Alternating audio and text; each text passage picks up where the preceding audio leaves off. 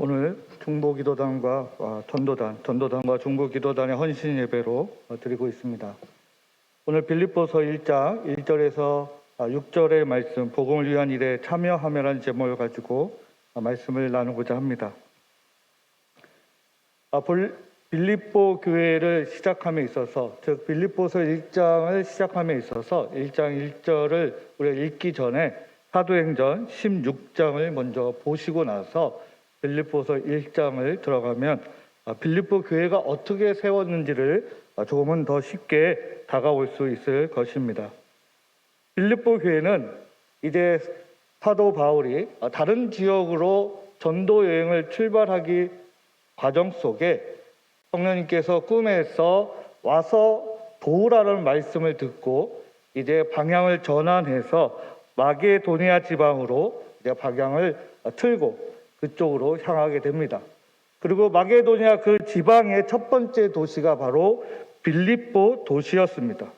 즉 유럽의 첫 시작이 바로 빌립보였죠.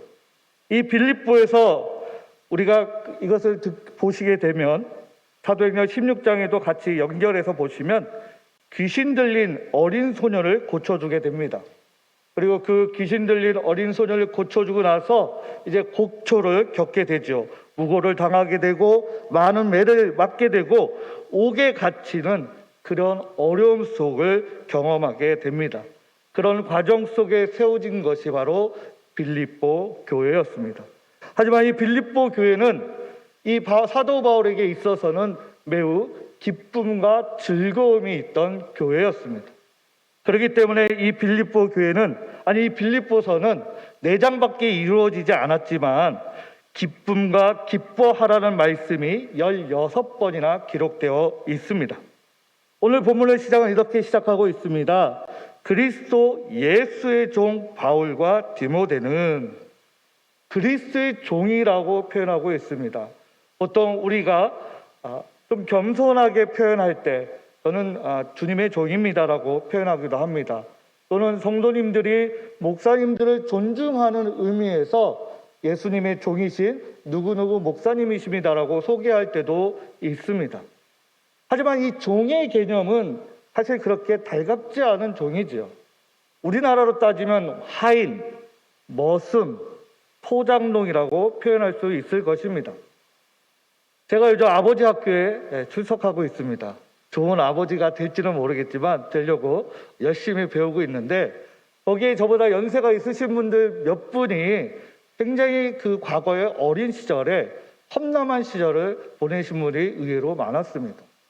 부모님이 돌아가셔서 또는 부모님이 일찍 징용을 당하셔가지고 몸이 망가지셔서 다치셔서 많이 아프셔가지고 오셔서 많은 것을 제공하지 못하니까 어린 시절부터 배를 곪고 또 여러 가지 험난한 일을 경험했다라고 이야기하고 있습니다. 이 종, 머슴, 하인, 소장농, 사실 이거는 우리에게 좋은 의미로 절대로 다가오지 않습니다. 하물며 과거에 종, 노예라고 하는 것은 어찌 보면 주인을 위해 봉사하고 주인을 위해서 최선을 다하고 모든 것을 주인의 몸짓과 눈에 맞추어서 바라보는 것으로 우리가 해석되어지지만 사실은 그런 좋은 의미로 세워지는 것이 아닙니다. 대부분 이 시대의 종, 노예는 바로 곤충과 우리가 흔히 관용어로 표현되어지는 파리 목숨과 같았습니다. 어떤 기록에 의하면 쓸모없는 종은 주인들이 그 놀이로 하나로 그 자리에서 죽이고 그 살을 벗겨서 짐승들의 먹이로 던져주면서 즐겁게 웃었다라고 기록되어져 있는 매우 잔인한 모습도 있었습니다. 사실은 대부분 이렇습니다. 열심히 일해도 노동의 대가를 받지 못했습니다. 과거에 제가 설교할 때도 봤지만 보통 우리 일반적인 소장농이 아니더라도 일반의 과거에 농사를 짓던 대부분의 사람들은 50% 이상의 세금 또는 80% 이상의 세금을 내고 그렇게 살았습니다. 그런데 하물며 이 노예들은 엄청난 노동력을 제공하고 있어서도 아무런 자유와 아무런 대가를 받지 못했던 것이 바로 노예이며 종이었습니다. 그런데 사도 바울은 그리스도 예수의 종이고 자기만이 아니라 디모데도 자기의 아들이라고 표현되었다는 그 디모데도 종이라고 표현하고 있습니다. 그러면서 이 종이라는 의미를 우리가 한번 생각해 보시기 바랍니다. 근데 사도 바울은 우리가 알고 있다시피 유대인 중에 유대인이요, 또 그 유대인 중에 로마 시민권을 가진 매우 우수한 시민이었고, 또 유대인 중에서 가장 유명했던 랍비의 한 스승을 모셨던 매우 박식한 사람인 사도 바울이었습니다. 근데 이 사도 바울은 지금 어떻게 표현하고 있습니까? 그리스도의 종이라고 말하고 있습니다. 즉, 단순하게 이 종이다, 노예다라는 개념도 있지만 지금 이 사도 바울은 누구에게 속했는가를 지금 설명하고 있는 것입니다. 즉, 사도 바울은 예수 그리스도에 속했다라고 지금 선포하고 있는 것이죠. 그러면 우리는 어떻습니까? 우리는 예수 그리스도에 속한 성도이십니까? 우리는 어디에 속해 있습니까? 주일만, 일요일만, 예배 드릴 때만 예수 그리스도에 속해 있고 평상시에는 자유롭게 나의 의사와 나의 주관과 나의 판단으로 살아가고 계십니까? 오늘 사순절 기간을 맞이해서 다시 한번 우리가 어디에 속해 있는지를 좀 더 고민해 보시고 결단할 수 있는 저와 여러분이 되기를 간절히 소망합니다. 오늘 이 종이라는 걸 연결해서 좀 보시면 이럴 수 있습니다. 즉, 예수 그리스도에 속했기 때문에 나는 예수 그리스도의 지배를 받고 예수 그리스도의 지배를 받기 때문에 예수 그리스도로서 예수 그리스도, 즉 그리스도인으로서 살아갈 수 있습니다.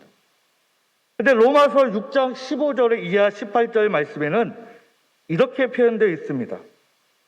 성경에는 너희가 그리스도에 속해 있으니 제 종이 되지 말라. 그러시면서 제 속해 살면 제가 그를 지배하고 그리고 그것에 또 살면 그 사람은 제 종이 된다고 말하고 있습니다.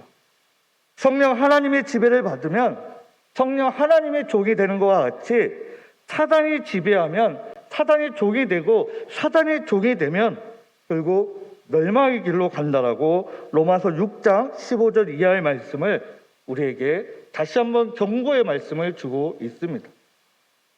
그런데 반대로 좀 더 설명을 예수님께서는 설명하셨습니다. 요한복음 15장에 보면 유명한 말씀이 있죠. 포도나무 가지에 비유의 말씀이 있습니다.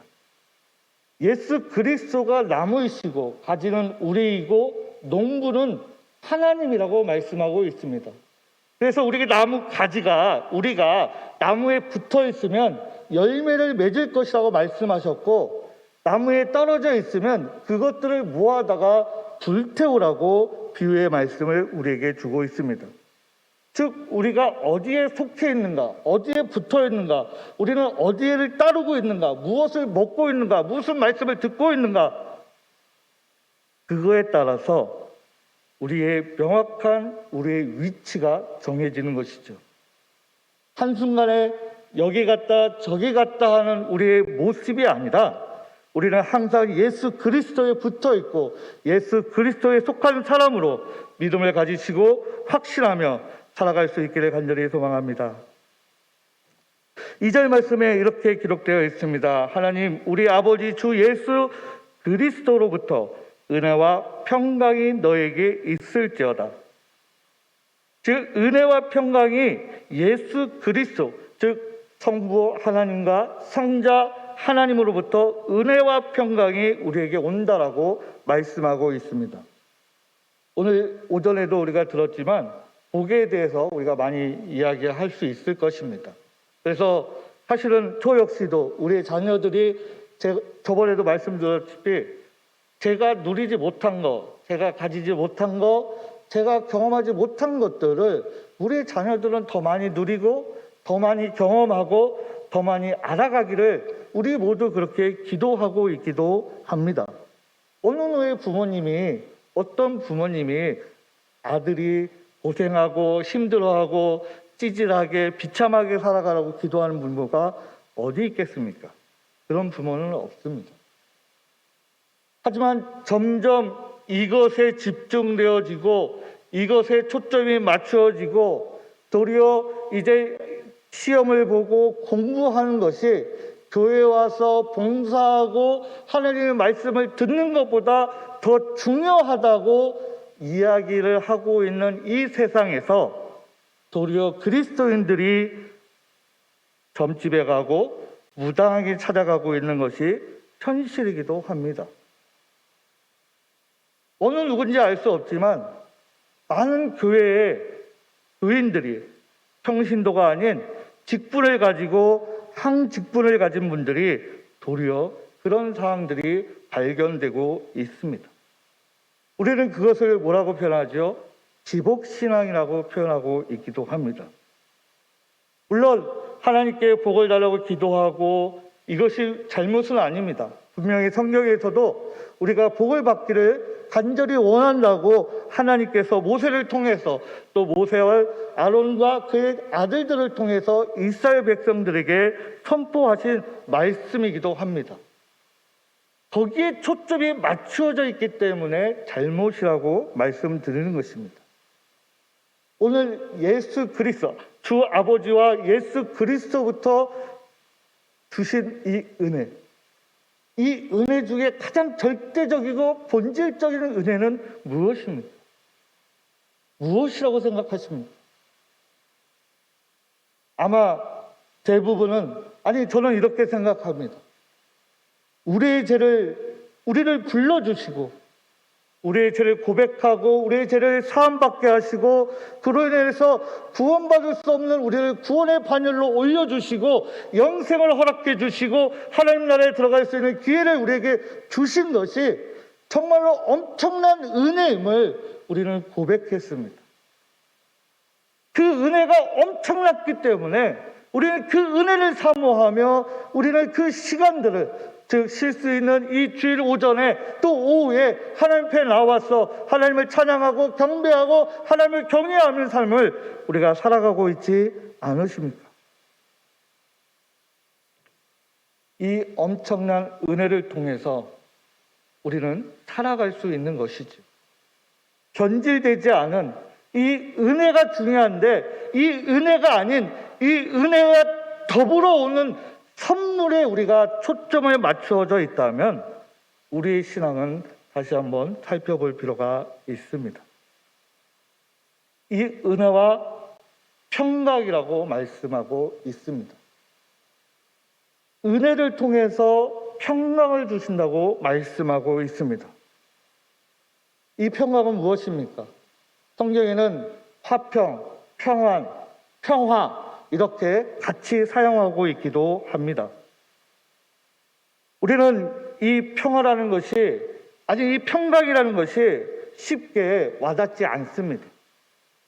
하지만 우리의 믿음이 깊어진다면, 우리의 믿음이 높아진다면, 굳건해진다면 이 평강에 대해서 몸으로 경험할 수 있을 것입니다.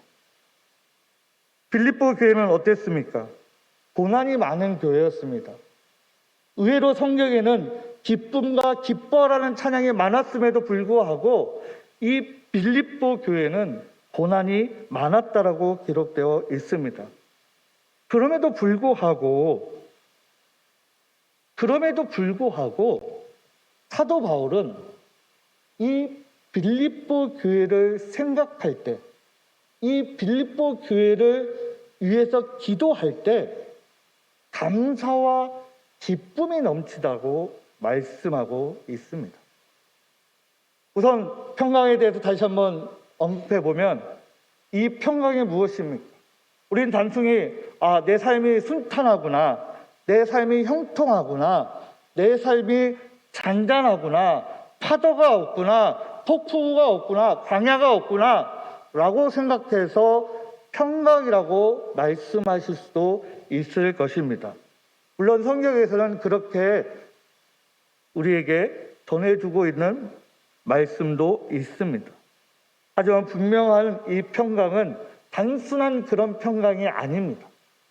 여기에서 은혜를 통해 평강을 주시고 은혜를 주시고 평강을 주신다는 이 말씀은 사도 바울의 고백을 통해서 우리가 알 수 있습니다. 이 평강은, 은혜를 통한 이 평강은, 은혜와 평강은 상황과 여건에 상관없이 내가 어떤 부침을 받더라도, 내가 어떤 고난을 받더라도, 오늘 사도 바울이 빌립보 교회를 세우는 데 있어서 사람을 위해서 귀신을 쫓아냈는데 무고를 당하게 되고 많은 매를 맞게 되고 고초를 당하고 감옥에 갇히는 그런 과정 속에 있음에도 불구하고 이 사도 바울은 은혜와 평강이 넘친다라고 고백하고 있습니다. 그것이 바로 하나님이 주신 은혜와 평강입니다. 단순히 내 삶이 순탄하고 내 삶이 형통하기 때문에 하나님이 은혜와 평강이 넘친다라고 고백하는 것은 1차원적인 것이죠.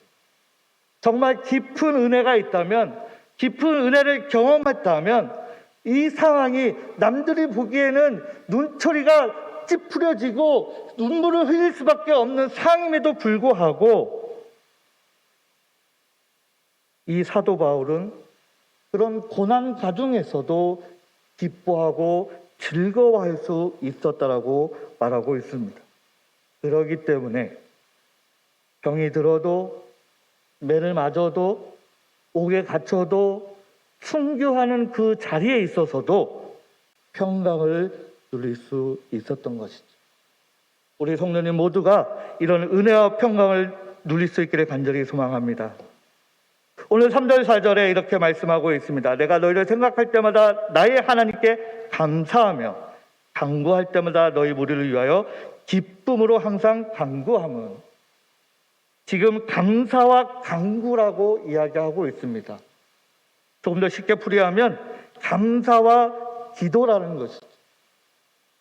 지금 사도 바울은 이 빌립보 교회를 생각하면 생각만 해도 기쁘고 그들을 위해서 기도만 해도 감사하다라고 이야기하고 있습니다. 우리는 어떻습니까? 이게 송구한 질문이지만 우리 교회를 위해서 기도할 때 항상 기쁨과 감사가 넘치리라 믿습니다. 어떠십니까? 우리 아이들을 위해서 기도할 때, 우리 아이를 위해서 기도할 때, 우리 아이를 위해서 생각만 해도 기쁨과 감사가 넘치십니까? 아니면 어려운 과정 속에 있어서 힘든 고난이 있어서 눈물만 흘리고 애통해하는 가슴만 치고 있습니까? 쉽지 않죠. 근데 사도 바울은 정말 치가 떨리는 그런 경험을 했던 그 빌립보 도시라는 그 곳에서 그 빌립보 교회만 생각하면 그 과거에 자기가 부침을 당했던 것들은 전혀 생각하지 않고 항상 즐겁고 행복하고 그들만 생각하면 감사와 기도가 넘친다라고 말씀하고 있습니다. 우리 목포 보훈교회가, 우리 성도님들이 우리 목포 보훈교회를 위해서 기도할 때, 또 남들이 우리 목포 보훈교회를 바라봤을 때 항상 기뻐하고 그리고 감사가 넘칠 수 있는 교회가 되기를 간절히 소망합니다. 이런 와중 속에 이제 5절, 6절을 보도록 하겠습니다. 너희가 첫날부터 이제까지 복음을 위한 일에 참여하고 있기 때문이라. 너희 안에 착한 일을 시작하는 이가 그리스도 예수의 날까지 이루실 줄을 우리는 확신하노라. 지금 너희가 첫날부터 이제까지라고 표현하고 있습니다. 즉 빌립보 교회를 개척하고 세우고 지금 로마의 감옥에 갇혀 있어서 순교의 그 과정에 지금 막 도달하고 있는 과정 속에 자신의 죽음을 앞에 두고 있음에도 불구하고 지금 사도 바울은 이 빌립보 교회만 생각하면 감사하고 기쁨이 넘친다라고 말씀하고 있습니다. 그러면서 오늘 제목처럼 복음을 위한 일에 참여하고 라고 이야기하면서 착한 일을 시작한 이가 그리스도 예수의 날까지 이루실 줄을 우리는 확신하노라고 말씀하고 있습니다. 대략 학자들은 이 빌립보 교회가 세워지고 한 15년 또는 20년의 기간이 흘렀다고 합니다. 그것을 지금 첫날부터 이제까지라고 표현하고 있습니다. 착한 일이 무엇입니까? 오늘 6절 말씀에 나오는 너희 안에서 착한 일은 무엇입니까? 이 착한 일은 5절 말씀에 나오는 복음을 위한 일에 참여하는 것입니다. 이 참여가 무엇입니까? 과거에 우리가 한글 개혁에 보면 교제라고도 해석되어 있기도 합니다. 이 참여나 교제는 또 다른 단어로 해석할 수 있습니다. 사귐으로 해석할 수도 있죠. 이것을 신약 성경의 여러 곳에서 이 단어를 가지고 사용하고 있는데 친교회, 섬기는, 참여함에 사귀며 교통하심이 더불어 교제하게 연보하였습니다. 교제하고 참여함이 사귐이 이렇게 같이 사용되어지고 있습니다. 즉 복음을 위한 일에 참여하는 것이 사도 바울이 보기에는 착한 일이라고 말하고 있습니다. 우리가 이 땅에 예수 그리스도를 통해서 사도들을 통해서 교회가 시작될 때 어땠습니까?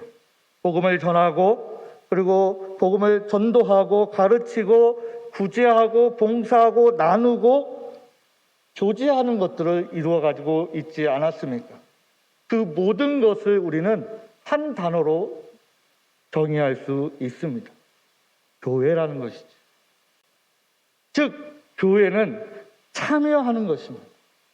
그 참여하는 자리가 가르치는 자리, 예배하는 자리, 교제하는 자리, 선교 전도하는 자리, 교제를 나누는 자리, 봉사 나누는 자리라고 말할 수 있는 것이죠. 즉 예수 그리스도를 통해서 은혜와 평강을 따르고 그리고 감사와 기쁨을 통해서 우리가 마지막 여정으로 가는 것이 바로 참여라는 것입니다. 그것이 예수 그리스도를 보시기에 착한 일이라고 말씀하고 있습니다. 신앙이 깊어질수록 많은 기도를 할수록 골방으로 들어가는 것이 아니라 자기 혼자 움직이는 것이 아니라 바로 함께 하는 것입니다. 그것이 바로 복음을 위한 일이라고 오늘 성경은 말씀하고 있습니다. 오늘 전도단과 중보 기도단의 헌신 예배로 드리고 있습니다.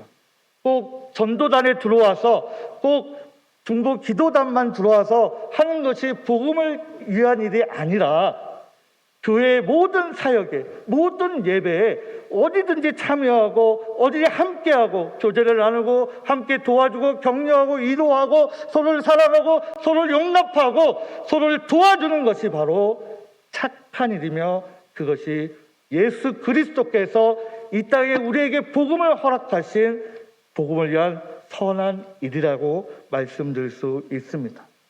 오래 믿었다는 것이 중요하지 않습니다. 그렇게 따지면 어떻습니까?